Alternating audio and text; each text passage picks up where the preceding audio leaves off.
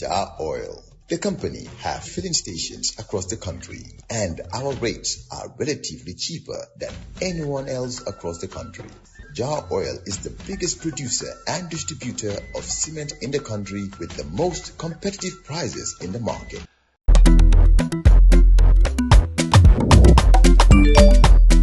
Excellent jam, Suwaib. Yo, apply. Yo, luta do de. Luta mo nulo jël moto nga andil ma xaalis. Hello? Bisul mu fine. What? Bisul mu fine. Oh, yes! Wave Axina Gambia. Deposit and withdraw money, pay bills and buy mobile credit without fees. Transfer money wherever in the country for only 1% fee. At Wave. Bisul mu fine? Wave. Your money is yours. Now, my first guest is Mr. Sheriff Jallo, Permanent Secretary in the Ministry of Public Service, responsible for reforms.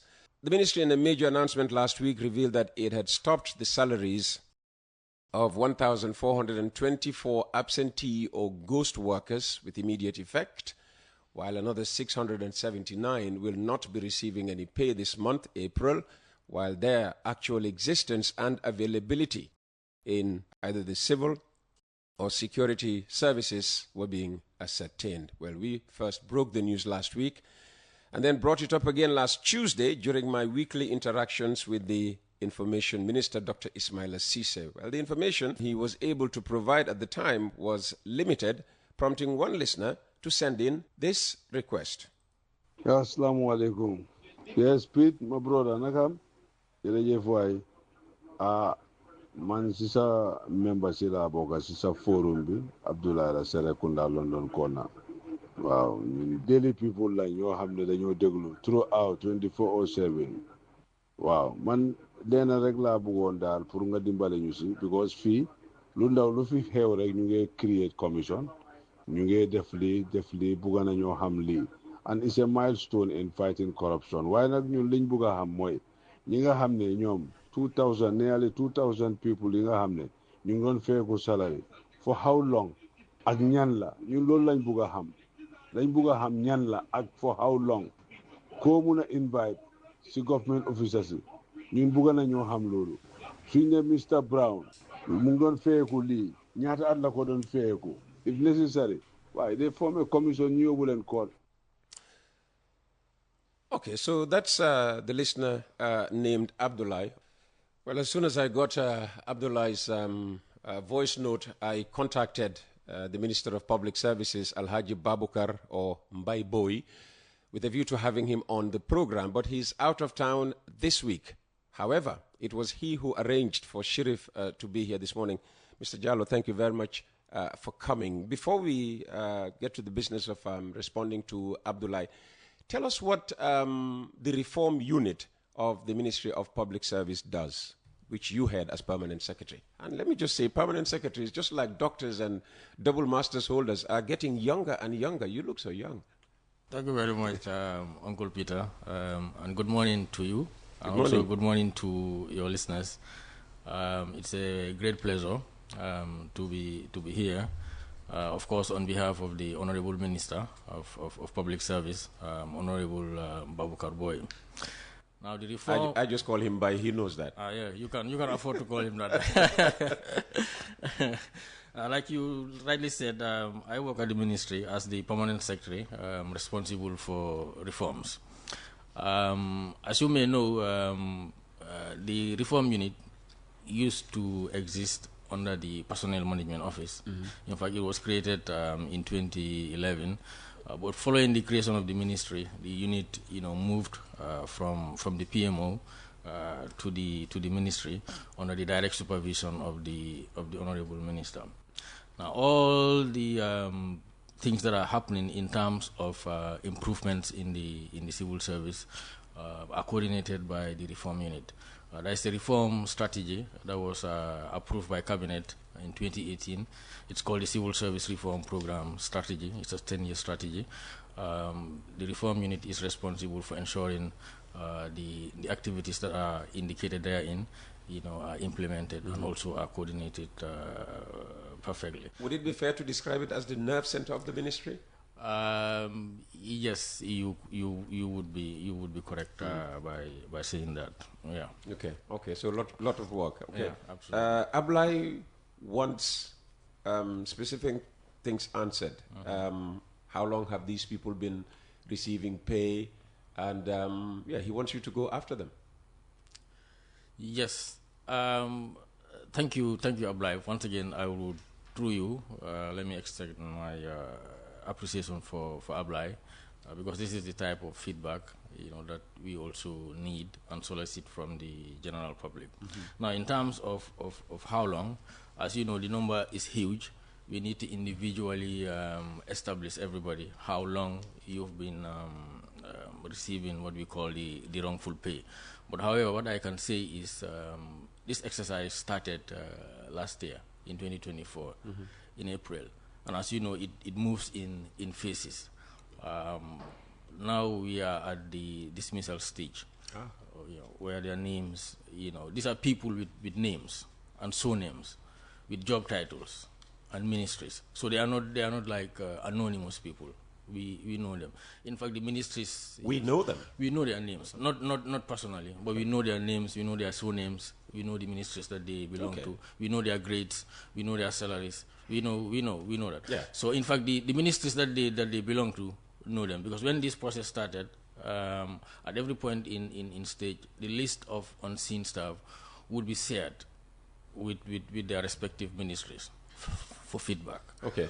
So these are just unseen staff. These are not just names that are put there because somebody will be receiving the salary on behalf of non-existent personnel? No, most likely these are people that existed, that continue to receive salary, and for some reason they exited, but their salaries were not stopped. Okay. No, so the exit could be for various reasons. So we have two possibilities here. People who used to work in the ministry moved on, but continued to receive salaries in their bank accounts. Yes. Salaries being posted to their bank accounts. Yes. But you could also have a situation where a Peter Gomez, probably never worked in a ministry of public service, yet on, the payroll you have a Peter Gomez because there's somebody who is receiving that salary. Don't we have that possibility? That is very, very unlikely. Okay. It's with the way because hence the expression ghost worker. Yeah, that is very, very unlikely, Uncle Peter, because if you know how salaries are processed and I don't paid, know, I've never been in that kind of work the before. chances of creating somebody fictitiously and adding him to the payroll is very, very difficult. Oh. It's almost impossible. So that is very, very unlikely. But so they could have been there receiving their pay over the counter. Now, if they move on, somebody might still be signing on their behalf and getting the pay. Yeah, only that the Accountant General years ago eliminated all salary receipts over the counter. So now everybody had to receive your salary through a bank account. So government, for at least 1 year, for the past 1 year, has not paid anybody over the counter? It's more than 1 year. Ah, okay. It's the better part of 5 years or more. Really? Yeah, it's a long time now. Even drivers, they have to have a bank account? Everybody. Messengers? Everybody. Oh. Everybody. So no one is paid over the counter now. Everybody is paid over through their banks. Okay. Yeah. So that's why it's very, very unlikely that these people were fictitiously created and added to their payroll. Okay. That's very reassuring. Yeah. So 1,424. Yeah. How many of them are on the verge of being dismissed? You are at the dismissal stage now. How many names have you ascertained as really needing to be expunged completely from the system? Yeah, this is the 1,424. Oh, okay. Yeah, their names are already forwarded to the Public Service Commission for dismissal. Okay. Yes. And then we have another 679, have we? Yeah, this is the second phase. Okay. This second phase started late last year, around December. So that's why at this 679, we are at an early stage. In the sense that the salaries are only stopped for this month. Okay. And, so what happens after Wednesday? Because the month ends next Wednesday. Yes. Right now, their details are forwarded to their ministries, to their respective ministries, to provide feedback. And then once your salary is stopped, and if you are around and you have a genuine case, obviously you will surface And once you will surface, we have a team that will investigate and talk to you to see if your absence or the reason why you were not seen during the field visit was of a genuine reason, and if you satisfy all the conditions, then you are reinstated. So have you had people coming forward already to identify themselves and give reasons as to why? It's still early because salaries were only paid 1 day or 2 days ago. Yeah, so but I'll anticipate by next week we'll start seeing people coming. That is, if any of these 679 people are actually people that are on the ground that were missed for one reason or the other. Okay, so these site visits, I mean, did you give ministries, departments, and agencies advance notice of yes, we do. The mission? Yes, we do press releases. Okay. Because before we embark on the field visit, we'll do a press release, but we'll also do official letters, to the ministries, because we wouldn't know the locations of where everybody is. So we will rely on the ministries to tell us where their staff are, and then we have to ensure that we go everywhere where a civil servant is posted to, even if there's only one person in that village. We have to, it's his or her right to be seen at his duty station, so that we also don't disrupt his or her work. And what are the chances that Peter Gomez might have showed up because of the field visit, the site visit, and after your team left, they revert back to their old ways, not showing up at all, only coming in once a month to receive a salary and go back to whatever else they were doing? Yeah, that is why during the field visit, it's not just ticking of boxes. No, it's not just like you come, and like when we go to a school, Are schools the most notorious? No, I'm just not necessarily. They are the larger in number. Yes. Yeah. So when we go, we just don't mark you as seen by just showing up. Of course, we have to talk to the person that is in charge of that facility, but he also has to produce attendance data, either through a manual attendance register, so that we can also, the team, can look at that register and see that you are sufficiently present to warrant you to be identified as seen. Now, if the team feels you do not have sufficient attendance, they will not identify you. So it's not just you showing up and then you being identified as. Jar Oil, the company, have filling stations across the country, and our rates are relatively cheaper than anyone else across the country. Jar Oil is the biggest producer and distributor of cement in the country with the most competitive prices in the market.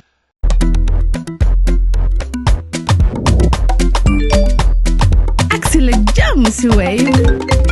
Yo, apply. Yo, luta to dede. Luta mo nulo jël moto nga andil ma xaalis. Hello? Bisul mu fine. What? Bisul mu fine. Oh, yes! Wave Axina Gambia. Deposit and withdraw money, pay bills, and buy mobile credit without fees. Transfer money wherever in the country for only 1% fee. Ak Wave. Bisul mu fine. Wave. Your money is yours. Okay, in terms of action to be taken, say you discover that Peter Gomez has been receiving salary for the past 15 months, and you find out that he's not been present, he's not in the jurisdiction because he's taken the back way. Ablai wants such cases, to have to pay back everything they ever took illegally or be prosecuted. So in terms of action, what do you plan? Yes, after the dismissals, in fact, the exact duration of wrongful pay for every one of these 1,224 will be established. And once it is established... That's not been established yet? Yeah, it's not established yet. Okay. In terms of the individual, because it's a big number, you know. Okay. So it will take a bit of time to establish exactly when, for example, Peter Gomez. I know your name is not there. Yeah, well, but probably, who knows? Maybe your name is there. Maybe it's there, exactly. I've been in the civil service before. So you see, so we'll have to establish now. For example, Peter. Yeah. For Peter, how long was Peter receiving wrongful pay? Exactly. And then we calculate that, tabulate that, and then we engage you, and then probably we may also include the police. You know, when you know, push come to shove. Okay. Yeah. Do you have an estimate of how much money might be involved? I mean, how much money might be recoverable? Yes, in terms of this 1,224, the monthly salary that is paid to all of them is 10 million. What? Yeah, it's 10,777,000 every month. $896 is 96 bututs. Yeah. And they range from what grade, category to what? Yeah, they range from grade 1 to mostly grade 10. Grade 10 would be what? Director? No, grade 10 would be principal. Okay. Yeah, would be. Okay, this is all in the education sector. No, this is education, health, and agriculture. Okay, so they could be principal, secretary, principal of a high school, yeah, or whatever. Yeah. Wow. Yeah, teachers, you know, nurses, you know, agricultural officers. How much blame should permanent secretaries take in all this? I mean, as permanent secretary, for instance, you're in charge of everything under the reform unit of the Public Service Ministry. Yes, of course there's some blame as the accounting officer, but we also understand there could be some constraint. For example, these are field ministries, you know, where a bulk of their staff operate in very remote areas. So the information filtering and the information that is required to filter for them to take action, you know, might not be as quick as they want. You know, so there's some blame there, but we also understand the constraint within which they operate. Okay. But that's why we are coming up with a more sustainable solution, because number one, we cannot be doing these audits, you know, every time. You know, they are very expensive, but they are also time consuming. Time consuming on the part of the ministry that deploys its staff to do the audits, but also on the ministries themselves, because when you go, service delivery has to stop. You know, so that is why we introduced these biometric attendance systems. Okay. Now the ultimate aim of the attendance system is to link it with the new HRMIS that we are working on. You know, I'm happy to say for the first time, in a matter of 1 year or 2 years, the government will have a dedicated human resource management information system that will be used to manage the entire workforce. And you will see the payroll, the data that is coming from the electronic attendance registers will be integrated with the HRMIS, so that if Peter doesn't clock in for work for 2 days, 3 days, or 5 days, depending on the parameters that are set, that data transmits automatically to the system, and Peter's salary is stopped. Very good. You know, so that is the long term, not even long term, the short term, very short term. Yes. In fact, it's just a matter of 1 year or 2 years. You know, we'll be there. We'll be able to do that, and then hopefully we'll be able to have a better grip, you know, on the downtime, you know, that usually leads to the creation of these absentee workers. Okay. Yeah. So you started this exercise in April of last year. Yes. Okay. So that's almost a year. So let's say, I mean, at least for 11 months, we've been paying 10 million plus every month to people who perhaps don't exist. Not 11 months, because the exercise started in April. Yeah. But their salaries were stopped in October. Or it was in October of last year? Last year. The salary, okay. Yes. The so salaries were stopped. April, May, June, July, August, September, October. Yeah. Okay, 7. Yeah, the salaries were stopped in October of last year. So let's say we saved $70 million at least. It could be more depending on. That's why I said at least. Yes. At least 70 million. Yes, depending. What could the ministry do with $70 million? A lot. You talked about the audit exercise being expensive. A lot. So you've now saved government, and CDK should tell us how that 70 million was used. I'm telling you, it could do a lot for us. Yeah. Let me just give you an example. You know, when the reform unit was created, it used to have a budget line of one line item budget line of $1 million. And when the budget comes out, you wouldn't know what to do with that 1 million, because you want to do so many things. But even one of those things would have costed more than 1 million. It's only in 2019, 2018 that the reform was made a program. And because it was made a program, the budget increased to 7 million. And because of that, we were now able to do a lot of things. Including this audit exercise. Including these audits and previous audits that were also done in 2017. The first nationwide and comprehensive audit for this country was done in 2017 to including all the security agencies. Previously, audits were done by individual ministries. Let's see, because the funds and also the logistics and also the former government were not very keen in doing audits to include the security forces. Yeah, it was literally a military government. So that's why Jammeh behaved like a military man, thought like a military man, dealt with us like a military man. Yeah, so that was why when this new government came in 2017, we were able to do the first ever comprehensive audit in 2017, covering the security institutions as well. So that just goes to show you what the savings we are making can do. So your highest last budget was $7 million. So you have saved the government 10 years worth of spending on at least the reforms needed. I wish the Minister of Finance is listening, and then now we have an advocate in you. I'm addressing him now. Very good. In fact, Parliament should summon him to say, where's the 70 million saved this country by the Ministry of Public Service? I mean, we didn't know that the Ministry of Public Service was saving us so much money. Congratulations. Absolutely. Thank you. And we are not only saving. I want to even extend to other areas that we will do in terms of improving service delivery. Sure. This is firefighting, but the ministry also strategic in the sense that you want to be proactive in exactly. We are forward-looking. That is why we introduced this issue of biometric attendance and also the HRMIS that we are working to get the government, so that at least we will have a better grip of the entire, workforce. Yeah. Okay. All right. Now, I don't know how much of this you know, but we have a group of teachers trained at the Gambia College School of Education who have qualified for some time now, and they are waiting to be hired.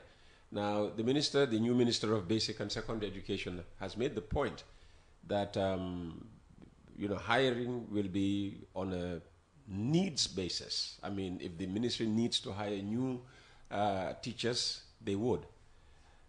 I'm sure this is going to leave, a lot of vacant places, especially in the teaching profession, which is where most of the discoveries were made.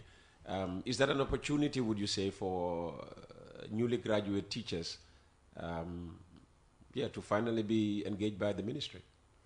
Yeah, as you said, it depends on the Ministry of Basic and Secondary Education. No, she's made the point very, very clear. Yes, because we are there to facilitate, and help them. Even without these vacancies. Your minister was a former teacher, by the way. Absolutely. So you see, even without these vacancies that are created by the audit, we do actually work with them to help them create new positions every year. In fact, the budget process for next year has already started, and they are requested to, submit proposals. And the proposal, of course, would be informed by their need what they anticipate their needs will be for 2026. Then they will make proposal along those lines, and then we will look at it, we discuss with them, we'll have a dialogue, and ultimately then eventually we agree on what their manpower requirements. Okay. Sorry, workforce. I want to be gender sensitive, not manpower, workforce. So I don't think women complain about manpower. Yeah, they complain about chairman. Chairman, Yeah, not manpower. No, I don't. Are you sure? I've not heard of anyone complain about manpower yet. Let's see what the reaction would be. So what would you say about manual? Manual. Yeah. If they're going to contest every word with man, what would they want manual to become? Womanual? Probably. And on a final note, the audit, have you covered the entire civil and security service, or are there areas yet untouched? Yeah. We've the first phase, like I said, the one that started last year in April, was only for the 3 ministries of health, education, and agriculture. Okay. But the one in December covered the rest of the ministries. Okay. So that led to the stoppage of the 600. And the security and the security services? Yes. Immigration? All of them. Police? All of them. Army? All of them. Okay. All of them. Including customs? People No, don't? not customs. because we operate. So where does custom fall under? Civil service or security? Customs are managed by the Gambia Revenue Authority. But here our main focus was the people that are directly in the government payroll. The system that we have, the government payroll is kind of the central one. Comprises of only ministries and departments. Okay. So these audits, the scope of these audits, is limited to the central payroll, not the. So the GRA payroll is not part of the central. No. The GRA payroll is not. It's not part of the central. Okay. Who else is not part of the? The GRA, the National Audit Office, the National Assembly, and the judiciary. They are kind of semi-autonomous. So they have their payroll within the system, but they manage it on their own. Okay. Yeah. Mr. Jallo, thank you very much for coming, and maybe just one final word. Only one? Maybe to assure us, not more than one word. How would you like to end this conversation then?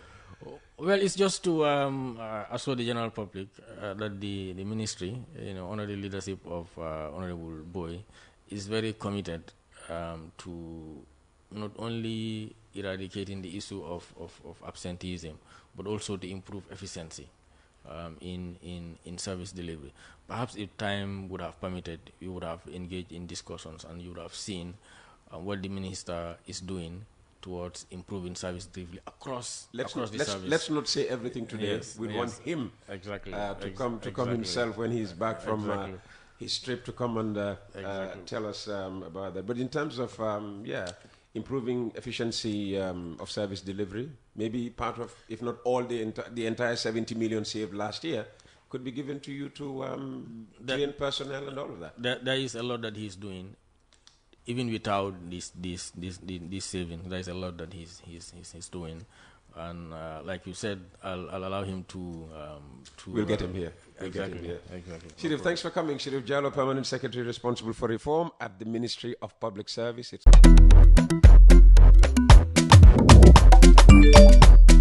Axel jam si way. Yo, apply. Yo, luta do de. Luta mo nulo jël moto nga andil ma xaalis. Hello? Bisul mu fay.